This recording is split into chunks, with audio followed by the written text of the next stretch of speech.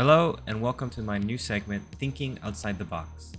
For this box, I knew that I wanted to make it for my little sister, but this one, instead of like the last one I did with my previous episode, is more focused on a girl that is actually a little more organized and is much more into textures and feeling things like slime. So I got this really fun fabric where it's one of her favorite colors, but it's also really fluffy, but it doesn't shed easily like other fabrics. While I'm working on this, I'll just pop in and out and talk about some cool designs. But other than that, just please sit back, enjoy, and I'll talk to you in a little bit.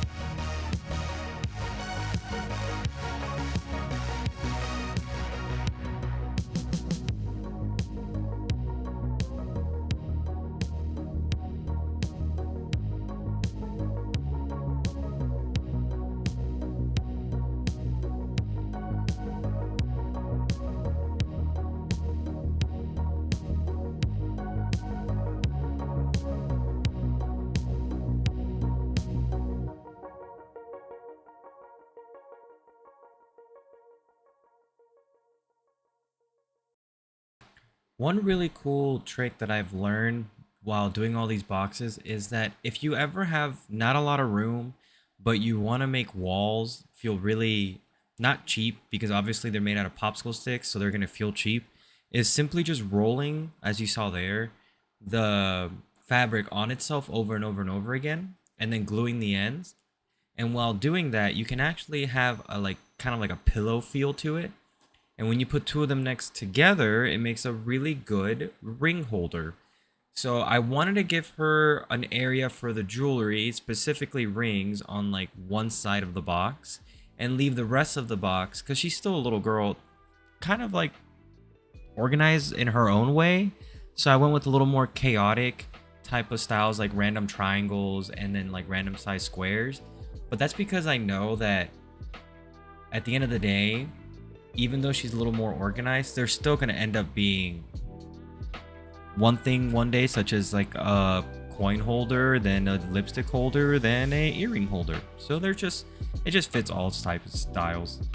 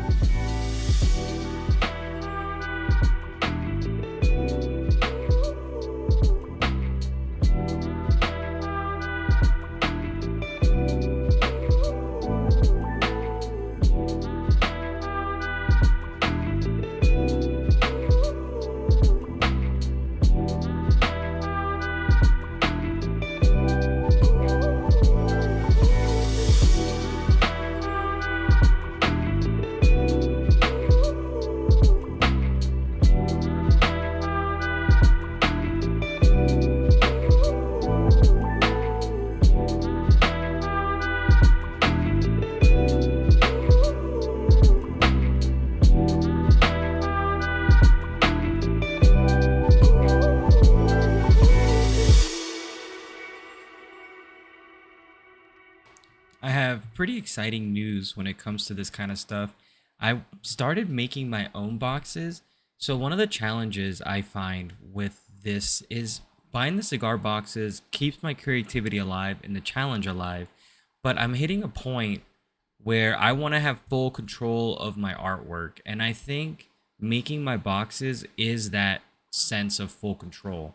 Now, I think everybody can agree that making a box is not as simple as it looks. I think box making is definitely one of those hobbies that if you do it, then you can really respect anybody else that does it and all the time and effort.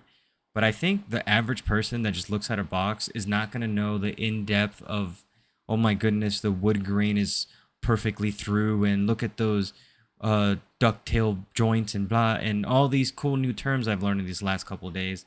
I really don't think the average person cares, but I still want to learn it. I still want to do it because I if I feel good about my artwork and I give it to somebody, it's gonna translate and they're gonna enjoy it as much as, well, at least hopefully as much as I had fun making it.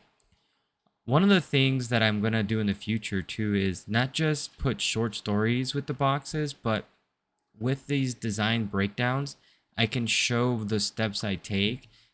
And I really, really hope I show that you don't need a lot of money to do this. You just need some time. Like there's no way around it. The first box I made took me like 3 days. The second box I made took me a couple hours. Building one of these boxes with just fabrics and cigars still is an hour and a half. So I do agree it does take some time. So it can't be for everybody, but you don't need $5,000 to start. And I felt like that my entire life. Like I couldn't do woodworking and I couldn't do certain art projects because I was too poor. And just recently I said, that's, you know what?